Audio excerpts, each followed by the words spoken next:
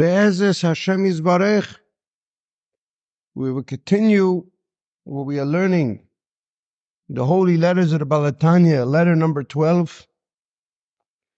And the shir is L'schus Refuah Shalema, Behinda Basta Barachel. We are learning the letter, which is that the act of charity, the activity of it, doing charity, brings peace in the world, and the inner obsession with compassion brings a never-ending, everlasting tranquility forever.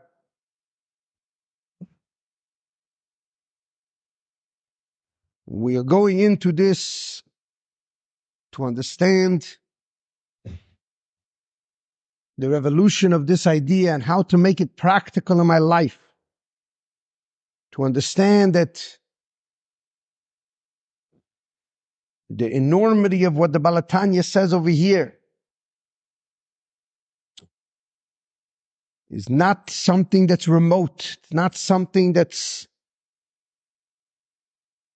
far away. It's something that any person and every person can touch. Every person can grasp it, can hold on to it. And when you hold on to this, an unimaginable revelation happens in your life. This is why we are spending such an enormous amount of time learning this letter. Because this letter is the soul. It is the soul of chapter 36 and chapter 37 in Tanya. Which chapter 37 and chapter 36 deal with the purpose of the world.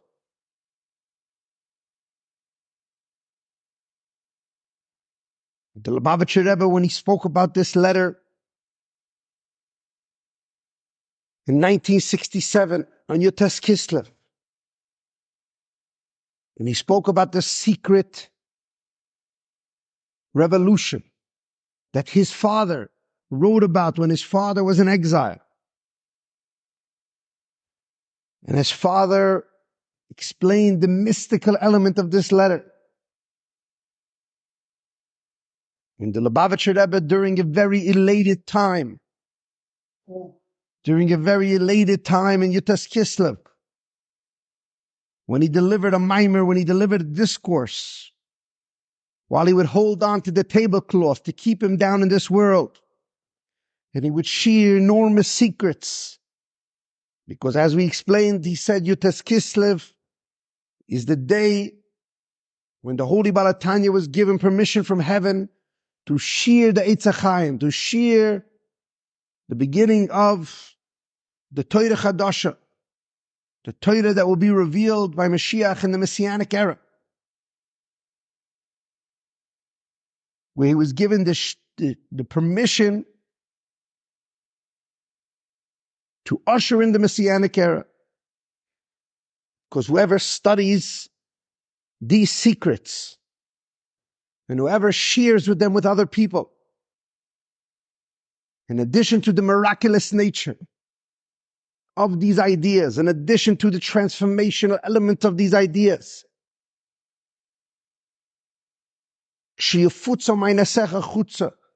when the Baal Shem Tov asked Mashiach, when he made transmigration of the soul, when he went up to heaven, when he spoke to Mashiach and he asked him, when will you finally come? When will we usher in the Messianic era? Is it possible to bring Shabbos in early? Yoim Shekulei Shabbos. And Mashiach told him, when you will take these secrets and share them with the whole world, that even a simple person, even me and you, can understand what the great giants didn't even understand, and to be able to use it and transform our own life with it and generate energy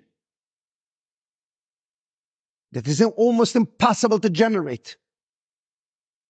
Because we're simple people, because we are people that are 2,000 years in Gullus, tremendous aksha b'darabitmia, tremendous darkness. But to be able to use, learn, and exploit this energy so we could transform our whole lives, transform and refine our character. Told about Shem Tov, when these well springs will be spread out even to the furthest places, which the furthest places means the most mundane parts of my life and the most mundane people. And the way they will study this in both languages that are secular, and they will refine the secular moments in their life, and they will refine the barren places and times and spaces and beings. Then the Messianic era will be ushered in.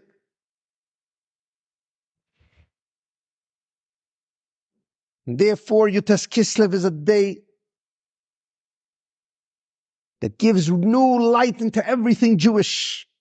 Gives new light into Hanukkah, gives new light into Shabbos, gives new light into Yetzias Mitzrayim. Every single area of Jewish identity has a transformational new inner soul. And when we understand that in Yutes Kislev, we think about the purpose of our life, not the purpose of our year. And that the Baal HaTanya explains the purpose of your life. He addresses that in chapter 36 and 37. And the Lubavitcher Rebbe in Yutes Kislev in 1967,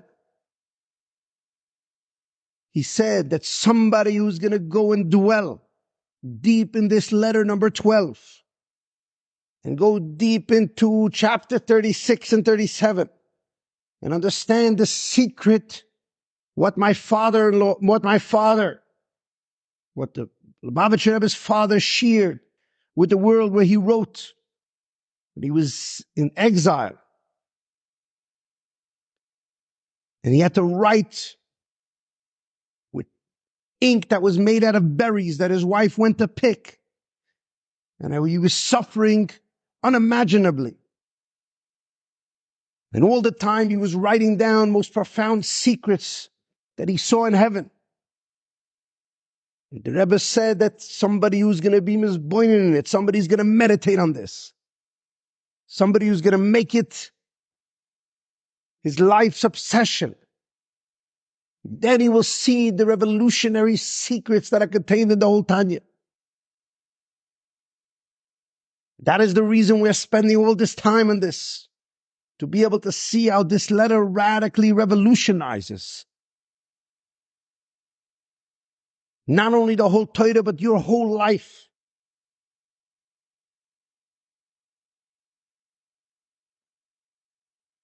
To understand the difference between the obsession with compassion and the activity of compassion.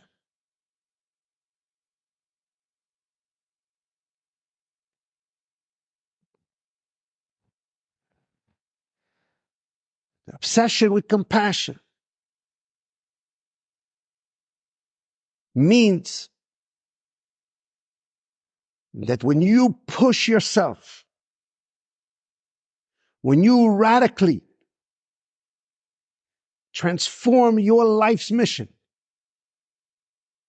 when you muster up enough energy to change your trajectory in life and to enter in to the obsession with compassion,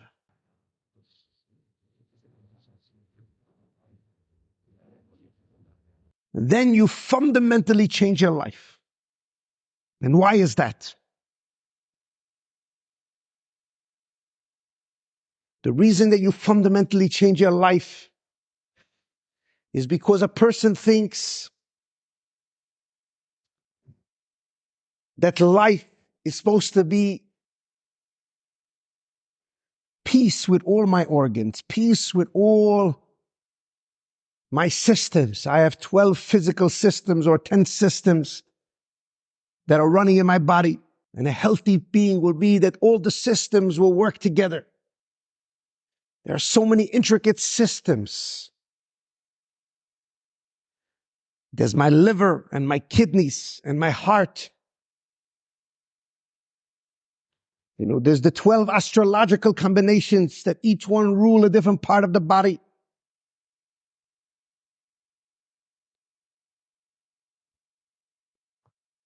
Then there is the spiritual elements, which is my intelligence and my emotions. Then there is the container, the world of my emotions, and the world of my intelligence. The world of your emotions is the world of your heart. Your heart is like the world. Your speech, your communication with the world, we communicate our emotions, albeit a tiny bit.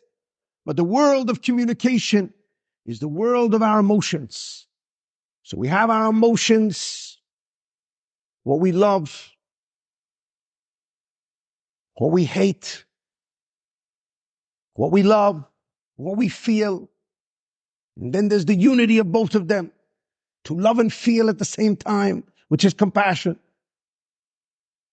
And then there is the world that contains that. The world that contains that is my heart and my expression, my speech all the time. I speak throughout the whole day, and I have a choice to speak with compassion, to speak and uplift, to bring in these godly energies to transform my whole world of speech, to do it in a godly way, meaning to say, to judge everyone favorably around me, to look positive around me, and to use my negative, my feeling of emptiness, not to find someone else's emptiness, but to see my own emptiness and to pray to God that I shouldn't judge anyone, and to pray to God to fill my emptiness, and to pray to God that I shouldn't succumb to temptation. And then to engage in compassion, to speak with compassion, to speak with sensitivity, to feel people around me. What do they want to hear at this moment? To be in a tremendous space of sensitivity to people all around you. This is the world of my emotions. There's my emotions, that the way they are in their wholesomeness. And then there's my emotions, the way they're expressed, the world of my emotions. And we've just described the godly form of emotions, where I am the partner with the creator of the world, where I am in touch with the purity of my emotions, the purpose of them. Both the chesed, the gvura, and the tferes, the rachamim, the compassion, where my kindness, when my feeling, my suffering ability is to make me more sensitive, to give kindly, and then to unite them both, to be in a space of compassion, where I unite myself with everybody, where I'm trying to fill the void. And then there could be a tremendous sense of self, or selfishness, where I'm only looking to lust after things that are good for me, that could grow my ego. And when I'm judgmental all the time of people around me, not realizing they're just mirroring my ego. And then compassion, where I'm a tremendous sense of laziness, tremendous understanding of myself, where I reject everyone around me, but I understand myself. Tremendous compassion on myself, which is tremendous ego, where I'm using out the animal sense of compassion, the ego, which is to give tremendous suffering for my own self, to have tremendous self-pity, become a tremendous victim, to suffer with myself. Like the eagle is the compassion of the animal kingdom, it will protect its own children. It will even put itself in harm's way. to come tremendous sense of laziness, tremendous sense of victimhood, which is the most egotistical form of compassion, to be compassionate on yourself and to reject everyone else around you. And man has an ability to be in the state of selfishness or to be in a state of Adam al-Elya.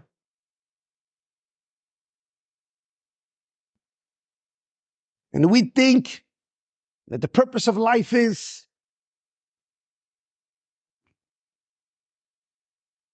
to do battle between these two. My ego, the way it wants to hijack, as he explains in the first part of Tanya Sefer Shel Beinanim, my ego wants to be the king of this body, wants to be the king of this world.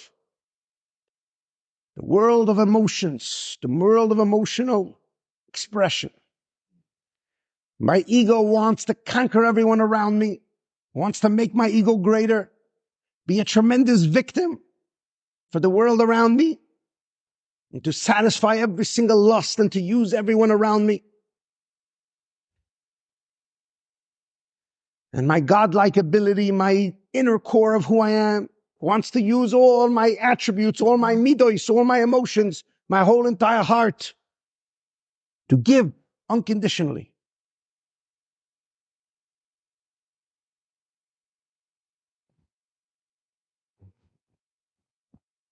And that's what the Holy Baal HaTanya explains over here, that if you're engaged in tzedakah, if you're engaged in compassion, you are already making peace between your ego and your soul. Because in that space, your ego has gone to sleep. You are tapping into the godlike nature. You're using your chesed to give, and you're using your gvura to feel, and you're using compassion to suffer with another person and to put themselves above you. And even if you're only doing this superficially, at that moment, you're activating those organs, you're activating those parts of you, and you're getting in touch with the creative force, even though you're asleep, but your ego is asleep as well. Because in that space, you have brought peace into the world, peace between the poor man and God, peace between you and the poor man, peace between all your organs, albeit a peace that is just superficial. But over here, the Baal HaTanya says there's something much more profound than that peace, although that peace is already the purpose of the world. Although by that peace was the beginning of the Messianic era, in the sense that Shlomo HaMelech, for the Jewish people, they experienced such a peace. But then you can have in your life something far beyond Shlomo HaMelech. You can have the Messianic era, with the revelation the Messianic era is far beyond Shlomo HaMelech's times. And to choose to be a kind person, Ma'aseh Tzedakah, is to choose the time of Shlomo HaMelech. But to choose avodas tzedakah, to choose the obsession with compassion, that unleashes an inner dimension, a miraculous energy. And you don't know when it will come to you, because at some point you will have pushed the limit where you will usher in a genius. You will usher in a core of your soul that's so profound that in that space there's silent tranquility. It's like you see musical geniuses. It's like you see certain people that have certain talents that are beyond the world. They are not natural. Sometimes you say to yourself, how can I get such a talent? And you look at the person, you think they're born with that talent. How can I have such a talent? And over here, the Baal HaTanya says that is the gift of obsession with compassion. That when you obsess enough, there will be a time, or one time, or two times, or 5 times in your life when you will tip the scale, when you will unleash, when you will engage in such a Mesidas Nefesh, well, you will make such a revolutionary change in someone's life. And measure for measure, and in that space, God will unleash the core of your soul, a certain genius that either will give you mental clarity, or it will change your life physically, in the sense that it will usher you in riches that you cannot imagine, or it will change your destiny from tremendous aggravation to tremendous tranquility. And that will pay itself off. Doide doides. It could be generations to generations, like the story of Meir Anshel Rothschild. The whole Rothschild family, till today, they feel the wealth. Because one moment in time, that when he was a shamus, and the rabbi was looking, somebody stole the chest that was going to support all the orphans and the widows. And he drove all the way to Meir Anshel, the shamus, who got married. And he was certain that he borrowed it or took it temporarily. And when he asked Meir Anshel Rothschild, did you perhaps take it? Because I have no money for the poor people, for the orphans. He was talking about a tremendous amount of sum. And his face grew pale and tears welled up in his eyes. But little did the rabbi know that these wasn't tears of guilt. These wasn't tears of shame. They were tears of a tremendous passion, a suffering, a feeling of suffering of all those widows and orphans. And he realized instantly that they would not have food for the holiday, so he apologized profusely, even though, of course, he never stole that money. And he said, I'm so sorry. Let me see what I have left. And he took all the money that he had from his wedding, and all the money that he had from working all those years, so which 50% of the money that was stolen. And the rabbi thought for sure that Meir Anshel stole it, and just like it says in Tehillim about David HaMelech, that they accused him, and he would return what he never stole. Meir Anshel Rothschild gave this amount of money, and he's paid up the rest over many months. And only then many days went by when the chief of police came to the rabbi and told him, we have found a thief who was in your house, who worked there, and showed him the chest of this money that, Ms. Rabbi, would be equivalent today to a few $100,000. And the rabbi was spellbound. Now he started to turn colors, and he couldn't understand what happened over here. Meir Anshel Rothschild, in that moment in time, when he was accused falsely, not intentionally, but he was accused falsely, and he had the tremendous sense of anguish, of suffering, the suffering of the widow and the orphan. And he took responsibility, and it seemed like he was pleading guilty. But he was taking responsibility with a tremendous sense of compassion, with a real Mesiras Nefesh. With at that moment in heaven, it was destined for the rest of generations till the Messianic times. The Rothschild family was given wealth because it's to usher in a miraculous nature. To be obsessed with compassion doesn't only mean the obsession. It means when you'll obsess enough, there will be times in your life, maybe one time, maybe every day, that you will unleash a miraculous energy that will even shock you. But it will change your destiny. Either it will give you clarity, like he says over here, in the whole purpose of the world. Like the Balatanya himself said, that the compassion that he had on the Jewish people in Tzfas is what allowed him to have Yutas Kislev. Which Yutas Kislev itself, to usher in the Messianic era, is a product of compassion, of obsessive compassion. Because the Holy Balatanya could have taught the secrets, but he spent his whole entire day obsessing on compassion. And he said this himself allowed him the gift of being able to change the world forever. And we have tremendous amount of stories like this, where people have done a Mesiras Nefesh. They've looked at a poor man and had a tremendous sense of suffering with him. And to see his plight and to put yourself into his shoes obsessively, which is obsessively means in one moment in time. It means compulsively. It means with every fiber of your being to feel his pain until you're going to decide to make a change and to raise the $50,000 for the person. You don't have it. You might not have it. But if it was you, how would you want somebody to deal with it? And to see an untold amount of suffering and to decide to eradicate it obsessively, which means not to fix it with $100. Which means to one time in your life, put your whole life aside. This obsession that he's talking about doesn't mean only the 100 times to give over and over and over again. This obsession could be this obsession is qualitative. Of course, it happens. It could happen every day. But When you touch something that's never ending and everlasting, what does that look like? That means to be so moved to the core that you're going to make a miraculous change for the poor man, which will usher in a miraculous energy for you that's never ending and everlasting, which ultimately means what this moment contains, what type of redemption, what type of revolution, what type of miracle is in this moment. That depends on how sensitive you are to the other person.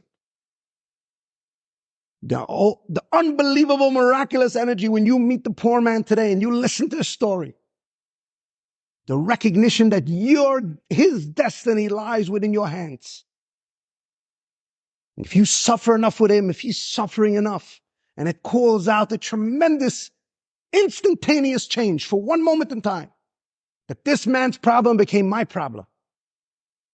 And that is a moment that you've changed the world, not only his world, but your own world. That's the obsessive energy he's talking about over here. And in that space, you unleash a genius. You unleash the core of your soul deep into your organs. Where the change will happen, no one knows. It could be in intelligence, it could be in emotion, it could be in prosperity. It could be for one moment in time that your whole life, all the peace of all your suffering will make sense. It could be for one moment in time that you will change your own destiny, that you may be destined to suffer with some type of disease which you will prevent, or prevent the suffering for your children, or it may be a tremendous prosperity where your whole future will change and you will become wealthy and prosperous. You never know, but to unleash that energy is up to you. You need to make him see the nefesh one moment in your life, of course. How beautiful it is if you can be in this sensitive space your whole life. But an obsessive nature, an obsession with compassion doesn't only mean the future. It means this moment now. How deeply sensitive, how deeply transformative, how never-ending and everlasting will I make this moment? That's entirely up to me. And to do it one time in your life is to usher in the Messianic era, not only for the poor man, but for yourself as well. And to try this one time is the most magical thing in the world.